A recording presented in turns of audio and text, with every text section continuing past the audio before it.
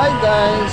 Good afternoon. Ito, sisimpa pero nagutom ako eh. Kaya pumasok muna ako sa 7-Eleven.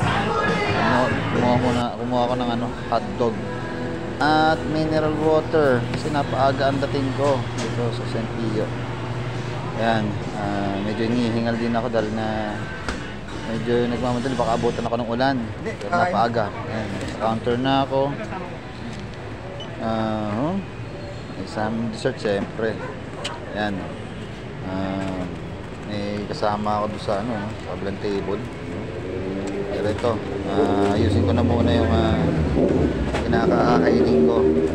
Merenda tayo guys at habang hinihintay ang oras. So ayan. Hotdog, lalagyan ko na ng ketchup tsaka ng mustard, So yun, ito isa yung sa mga paborito ko pag mga madali ang kain, So yun, at sana mabusog ako kahit paano bago magsimpa. Nilalasa ko pa ang ketchup ko. So yun guys, at maraming salamat. God bless to all.